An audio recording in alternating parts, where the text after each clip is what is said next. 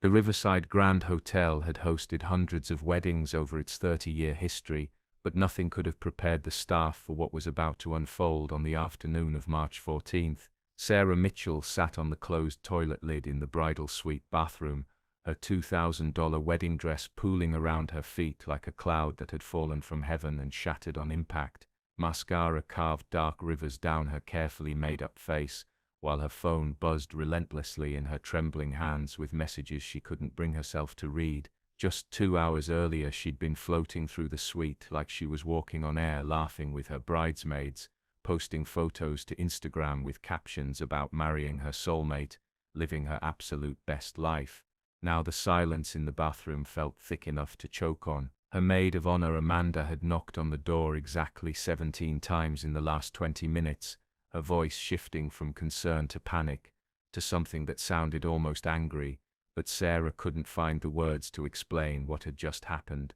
How do you tell your best friend that the man waiting downstairs at the altar, the man who proposed on a beach in Santorini, the man who promised her forever, might not be the person she thought he was at all? The phone buzzed again, and this time Sarah looked at the screen through blurred vision. Another message from an unknown number, another screenshot, another piece of evidence that suggested her fiancé Marcus had been living a double life for the past 6 months. The wedding was supposed to start in 90 minutes, and 200 guests were already arriving downstairs, parking their cars, adjusting their ties, checking their lipstick in compact mirrors, completely unaware that the bride was having a complete breakdown 3 floors above their heads. Sarah pressed her palms against her eyes, trying to stop the tears, but they kept coming like a dam had broken inside her chest. She'd spent 18 months planning this day, every single detail from the centerpieces to the song list, to the flavor of the cake,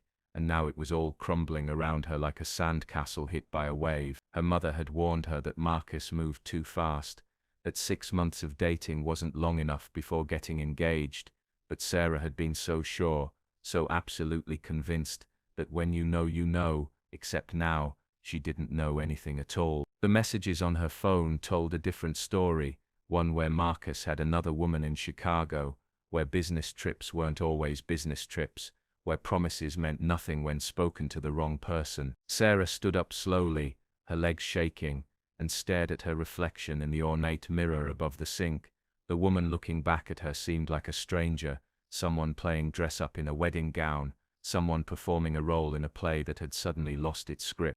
Jessica Torres had been working at the Riverside Grand Hotel for exactly 3 years and 4 months, and in that time she'd learned to recognize the signs of a wedding in trouble: the too loud laughter from bridesmaids that sounded forced, the groom's family clustering in corners whispering among themselves, the bride who disappeared for suspiciously long bathroom breaks. Today's wedding had all the warning signals flashing like emergency lights on a dashboard. Jessica was supposed to be setting up champagne stations in the main ballroom when she heard the crying coming from the bathroom near the bridal suite, the kind of crying that starts deep in your chest and works its way out in gasping sobs that you can't control no matter how hard you try. She'd walked past the bathroom twice already, carrying trays of glassware, pretending not to hear, because that's what you did in hospitality. You maintained the illusion that everything was perfect even when it clearly wasn't. But on her third pass the crying had gotten worse, and Jessica found herself stopping,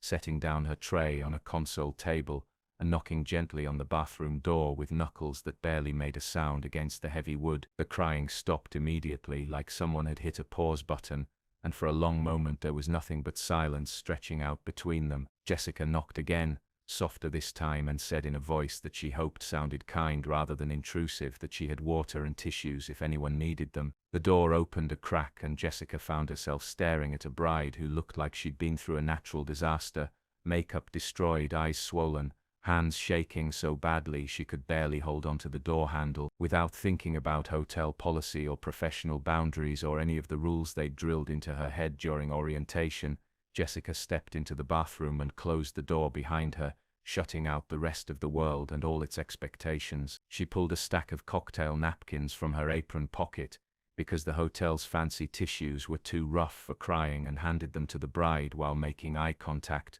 that said without words that whatever was happening in this bathroom would stay in this bathroom. Sarah took the napkins and pressed them against her eyes, her whole body shaking with the effort of trying to hold herself together, and Jessica recognized something in that desperate attempt at composure, something that reminded her of looking in mirrors at 3 in the morning when her own life had been falling apart. She'd been exactly where this bride was standing 2 years ago, different circumstances but the same feeling of everything you thought was solid suddenly turning to smoke in your hands. Jessica leaned against the sink and waited, not pushing, not asking questions, just being present in the way that sometimes matters more than any advice or platitude. After what felt like an hour but was probably only 5 minutes, Sarah started talking, the words tumbling out in a confused rush about messages and screenshots, and a man she thought she knew turning into someone completely different. Jessica listened without judgment while her mind raced through the logistics of what was about to happen. The guests downstairs, the ceremony scheduled to start soon, the complete catastrophe that was building like a storm system on a weather map. Jessica had exactly 45 minutes before her manager would notice she'd disappeared from her station and come looking for her with questions that would be difficult to answer. She slid down the bathroom wall until she was sitting on the cold tile floor across from Sarah, who had given up on standing and was now hunched over her knees, like she was trying to make herself as small as possible. The bathroom was absurdly large for a hotel, all marble and gold fixtures, and a chandelier that probably cost more than Jessica made in a year, but right now, it felt like the smallest room in the world. Sarah was still clutching her phone, scrolling through the messages with a kind of horrified fascination, like she couldn't stop looking at evidence of her own heartbreak even though every new detail made it worse. Jessica asked the question that needed asking, the one that would determine what happened next, whether Sarah actually wanted to walk down that aisle and marry Marcus, or whether this wedding was about to become the most expensive cancelled event in the hotel's history. Sarah's answer came out in a whisper that barely qualified as sound, saying she didn't know, she honestly didn't know, and that admission of uncertainty felt more honest than anything else that had happened in that bathroom. Jessica understood that kind of paralysis, that moment when the path forward splits into a dozen different possibilities, and every single one of them looks terrifying. She'd been engaged once herself, to a man named Daniel who seemed perfect on paper, steady job, nice family, plans for the future that sounded reasonable when he laid them out over dinner. But Daniel had wanted Jessica to be smaller, quieter, more manageable, wanted her to quit her dreams of going to culinary school and focus on being the kind of wife who threw dinner parties and didn't ask too many questions. She'd called off that wedding 3 weeks before the date, returned all the gifts, endured the disappointed looks from her mother who said she was throwing away a good thing,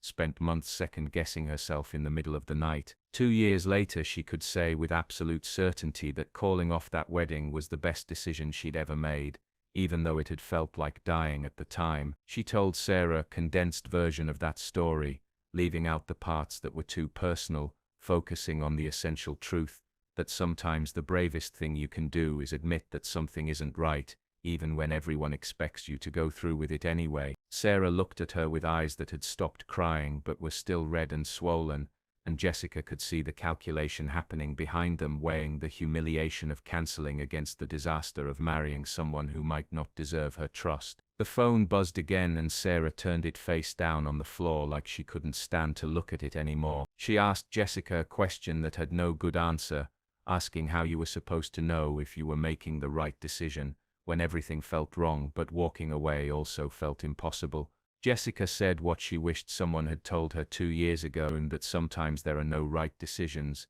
only honest ones, and that whatever Sarah chose to do in the next 40 minutes would be the right choice, simply because she was the one making it with all the information she had available. Marcus Webb stood in the hotel lobby with his best man Trevor, his collar feeling tighter with every passing minute, even though he hadn't touched it since they'd arrived 2 hours ago. The ceremony was supposed to start in 30 minutes, and Sarah had been missing for almost an hour, locked in a bathroom according to Amanda, who kept appearing and disappearing with updates that weren't actually updates at all. Marcus had texted Sarah 4 times with no response, called twice and heard the phone ring somewhere upstairs, but never get answered, and now he was starting to feel the first real threads of panic working their way up his spine. Trevor kept saying everything was fine, that brides got nervous, that this was normal pre-wedding jitters amplified by too much champagne and stress. But Marcus could see the concern in his friend's eyes that suggested Trevor didn't actually believe his own reassurances. The guests were starting to notice the delay, checking their watches, whispering to each other in clusters, and Marcus could feel their attention on him like heat from a spotlight.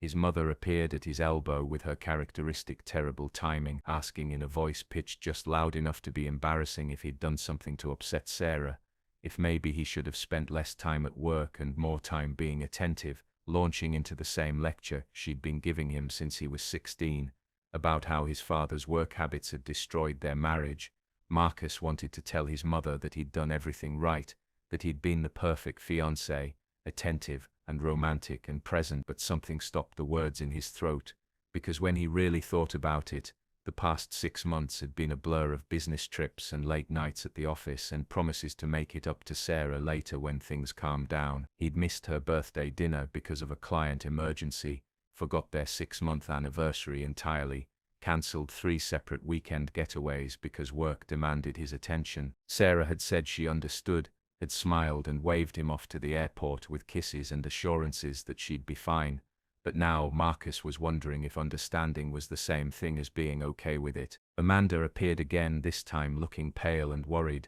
pulling Marcus aside with a grip on his arm that bordered on painful. She asked him a question that made his stomach drop through the floor, asking if there was anything he needed to tell her, anything about Chicago, anything that might explain why Sarah was having a complete breakdown upstairs. Marcus felt his blood go cold because there was nothing about Chicago, absolutely nothing, except work trips and client meetings, and the absolutely soul-crushing boredom of hotel rooms and conference centers. But the way Amanda was looking at him suggested that Sarah had somehow gotten a very different impression. He started to explain, words tumbling out in a defensive rush, but Amanda cut him off with a hand gesture that was pure disgust, saying she didn't want to hear his excuses. She wanted to know if he'd been faithful to her best friend, or if this wedding was about to become the biggest mistake of Sarah's life. Marcus felt anger flare up alongside the panic, because how dare Amanda accuse him of cheating? How dare she assume the worst without even giving him a chance to explain? But underneath the anger was something else, a cold realization that he'd been so focused on building his career that he'd never stopped to consider what it might look like from Sarah's perspective. All those absences and cancelled plans and times when he'd chosen work over her without a second thought. Jessica asked to see the messages, not because she didn't believe Sarah, but because sometimes seeing evidence through someone else's eyes helps you understand what you're actually looking at instead of what you're afraid you're seeing. Sarah handed over the phone like it was a live grenade, and Jessica scrolled through the conversation thread that had started this entire crisis, reading carefully, her hospitality training kicking in with the same attention to detail she used when checking banquet orders for mistakes. The messages had come from an unknown number, but they were detailed and specific, talking about a woman named Rachel who worked at Marcus's Chicago office, including screenshots of what appeared to be flirty text exchanges, and a photo of Marcus and a blonde woman having drinks at a bar that looked intimate even though nothing in the image was explicitly romantic. Jessica read through everything twice, and on the second pass she started noticing things that didn't quite add up, timestamps that seemed odd, messages that felt almost too perfectly damning, like someone had constructed them specifically to cause maximum damage. She'd seen enough workplace drama in her 3 years at the hotel to recognize when something smelled wrong, and this entire situation had a quality to it that felt manufactured rather than authentic. She asked Sarah questions about Marcus's work schedule, his habits, whether he'd ever given her actual reasons to doubt him before today, and with each answer Sarah gave, the picture started shifting into something different than the one painted by those screenshots. Marcus traveled to Chicago every month for work, always came back when he said he would, never acted secretive about his phone or his schedule, sent Sarah photos from his trips of terrible hotel room service and boring conference rooms, called her every night before bed, no matter what time zone he was in. Sarah admitted that before these messages appeared out of nowhere this morning, she'd never had any reason to question Marcus's faithfulness, that their relationship had been solid except for the normal stress of planning a wedding, and balancing busy career. Jessica's mind was working through possibilities, thinking about ex-girlfriends with grudges, co-workers with crushes who didn't handle rejection well, the dozen different ways that someone with bad intentions could manufacture evidence that looked damning, but was actually carefully constructed fiction. She'd worked enough events at the hotel to know that people were capable of extraordinary cruelty when they felt scorned or jealous, or simply wanted to watch something beautiful burn to the ground. She asked Sarah if Marcus had any exes who might want to sabotage his wedding day, anyone who might have access to his schedule, and enough information about his work life to construct a convincing narrative. Sarah's eyes went wide, and she said a name that came out like a curse. Rebecca, Marcus's ex-girlfriend who'd called him drunk 3 months ago begging him to give their relationship another chance, who he'd blocked on all social media after she started showing up at his office unannounced. Jessica felt pieces clicking into place like a puzzle solving itself, because this had all the hallmarks of a revenge plot by someone who knew exactly which buttons to push and when to push them for maximum chaos. She asked if she could make a phone call and Sarah nodded, still looking shell-shocked but with something new in her eyes that might have been hope or might have been desperate willingness to believe in any alternative to the nightmare she'd been living in for the past hour. Jessica emerged from the bathroom with a plan forming in her head that was probably going to get her fired but felt necessary anyway, leaving Sarah inside with instructions to wash her face and try to breathe normally, while Jessica tracked down the groom and had a conversation that needed to happen before this wedding either continued or imploded completely. She made her way down the corridor toward the main staircase, still carrying the tray of champagne glasses she'd abandoned what felt like hours ago, but had only been 45 minutes, and nearly collided with Marcus, who was taking the stairs 2 at a time, with panic written across his face in letters tall enough to read from space. They both stopped short and for a moment just stared at each other, a waitress and a groom frozen in a moment of mutual recognition that neither of them expected. Marcus's face went through a series of expressions too fast to name, confusion giving way to shock, giving way to something that looked almost like relief, and he said a name that Jessica hadn't heard in years. Jess, oh my God, Jess Torres. She hadn't recognized him at first, because grooms in tuxedos all looked vaguely similar, and she'd been focused on the bride's crisis rather than the guest list. But now that he'd said her name, the memories came flooding back like water through a broken dam. Marcus Webb, though, back in high school, he'd just been Marcus, the quiet kid in her AP English class, the one who'd sat behind her for an entire semester, and never said much of anything except for that one time when everything had gone wrong. Jessica was 16 and her father had just lost his job and her family was about to lose their house, and she'd been sitting in the school parking lot after play rehearsal, crying in her car because sometimes the weight of trying to hold everything together got too heavy to carry alone. Marcus had found her there, had sat with her in that parking lot for 2 hours while she ugly cried about things she'd never told anyone else, had listened without trying to fix anything or offer useless advice, had just been present in a way that mattered more than any words could have. He'd driven her home that night, had helped her sneak back into her house through a window so her parents wouldn't see her swollen eyes and ask questions she couldn't answer, had never mentioned it again at school or treated her differently, or used her vulnerability against her the way high school kids usually did. She'd lost track of him after graduation, heard vaguely through mutual friends that he'd gone to college on the East Coast and was doing something with finance, but she'd thought about him sometimes over the years, wondered if he remembered that night in the parking lot or if it had been just another forgettable moment in his life. Marcus was staring at her now with recognition and disbelief mixing on his face, and he said her name again, softer this time, asking if she was really working here or if he was hallucinating from stress. Jessica confirmed she was real, that she'd been working at the Riverside Grand for 3 years, that she'd been in the bathroom with his bride for the past hour, listening to Sarah's complete breakdown about messages that suggested he'd been cheating on her in Chicago. Marcus's face went pale and Jessica watched him process this information,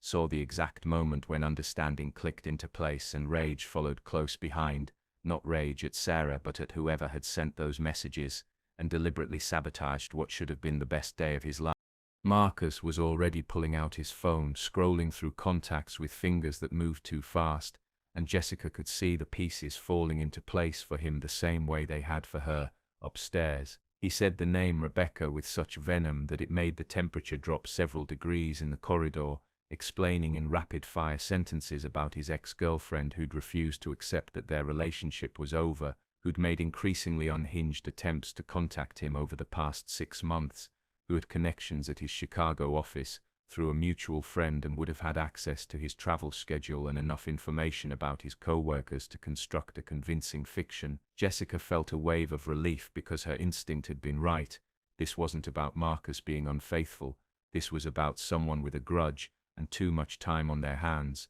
weaponizing information to create maximum destruction on the one day when it would hurt the most. Marcus was already dialing a number, pressing the phone to his ear with white knuckles, and when someone answered, he launched into a conversation that was part interrogation and part barely controlled fury. Jessica could only hear one side of the conversation, but it was enough to understand that he was talking to someone at his office, demanding to know if Rebecca had been in contact with any of his co-workers, if anyone had seen her hanging around the building, if she'd somehow gotten access to his work phone or computer. The person on the other end must have confirmed something significant, because Marcus's face shifted from anger to grim satisfaction, and he ended the call with a promise to deal with this situation legally if necessary. He looked at Jessica with an expression that mixed gratitude and desperation and asked if Sarah was okay, if there was any chance she'd still want to marry him after the chaos of the past hour, if the wedding could somehow be salvaged from this nightmare. Jessica told him the truth, that Sarah was upstairs trying to process everything,